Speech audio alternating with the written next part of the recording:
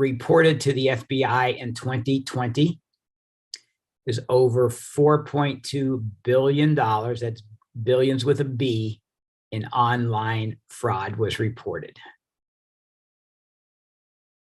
Now, what most experts say is anywhere from 3 to 5 times as much fraud actually occurs as what was reported. So if we use those figures, that's somewhere between 12 and $20 billion in online fraud. So why isn't it all reported? First off, some people don't even realize, even after they've been scammed, that they were. Others are too afraid to report it. Others understand afterwards that they were scammed and are embarrassed and don't want to report it. So we have all those factors involved. So there's lots of money out there that the online scammers got in 2020, and it's just getting worse with the pandemic and the ensuing parts of the pandemic. We're on our computers more. We're on our computers at home more than we are at work, with less controls, etc. So the big point about that, not the dollar amount, but the people, the number of people that reported fraud between 2019 and 2020, when we entered the pandemic, was a 69% increase in people that reported fraud. So there's a lot going on, and we just really need to understand the situation and try to do what's best for us. And almost half the people that were defrauded, so to speak, are over the age of 50 years old. So that's the target audience of Get Set Up, in that age range and above. So we are really the targets. There's 2 reasons for that. Number one, as a general class, as we get older, we have more money. And then 2, we might not be quite as computer savvy. And as we age a little bit further along, sometimes we get a little bit emotional and we will fall for stories and schemes that these scammers have. So you put all those things together and we are the target audience. So one of the things for us to be aware of.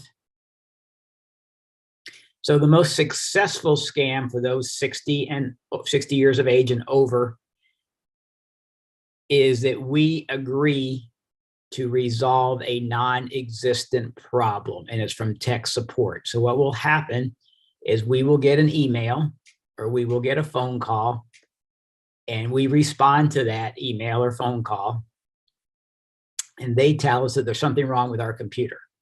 Now, at this particular point, there is nothing wrong with our computer, but we allow this person or people to convince us that there's something wrong with the computer, and then we turn over control of our computer to help them fix our problem, which isn't there at all, and that's when we do get a problem.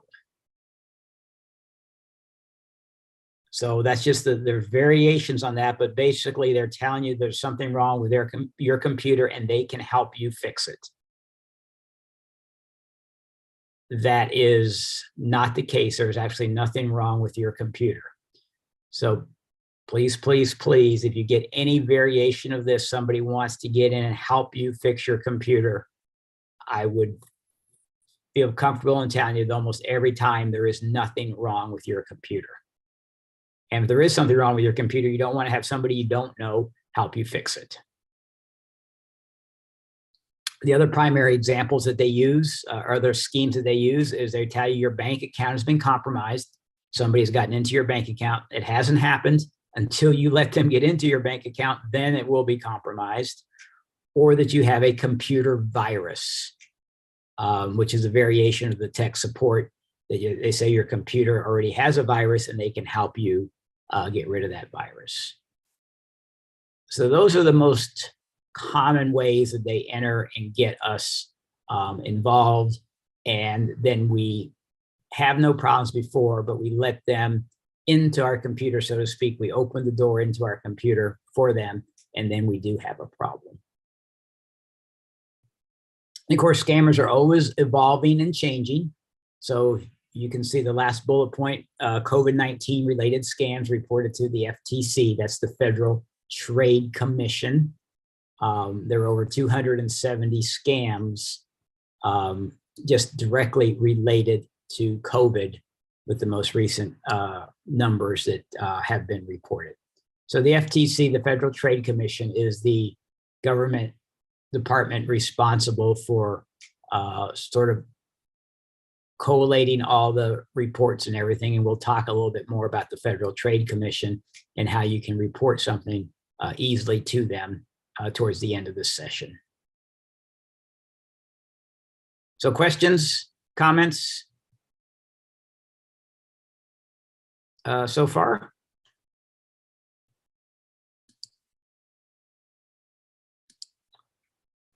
All right. So let's go to talking with getting some tips from a reformed scammer. So what the scammers do is they go after the lowest hanging fruit. So, you know, if we think back to when it was more common for people to break into our house when we were all working, you know, what burglars would do is they would just get into a neighborhood and they would go to the back doors and they would just go to each back door and try to open it with just to see if it was unlocked. If they heard a dog barking or it was locked, they would move on to the next one. But they would soon enough find plenty of houses where the back door was unlocked and just go and enter. So that's the lowest hanging fruit in the old environment. So in the new environment, in the computer environment, the low hanging fruit is basically not having your computer protected, not using good passwords, is basically what it comes down to. Not resetting your password when you get a new program, or putting down ABC 1 2 3, or using your first name, or using your dog's name, or using your grandchild's name. All those easy, common things is like leaving your front door or your back door to your house unlocked, but on your computer. So you say, wait a minute, what about using my grandson's name or my dog's name? Where does that come into play? Well, you have probably somewhere on Facebook or some other piece of social media, you've talked about it. And they put the two together and they see your dog's name. That's the first thing they're going to type in to see if that's your password, because a lot of people use that or use something very common that they have in regards to information that can be gained from Facebook or some other social media. So that's the lowest hanging fruit in the computer world, is easy access because of a password that you have that are easy to figure out. Additionally, then a lot of people use the same password over and over again. They use it for their bank, they use it for their credit card. And so they are able to easily gain access to your password at one place. They more than likely may have it at numerous other websites they can get into, because we don't use different passwords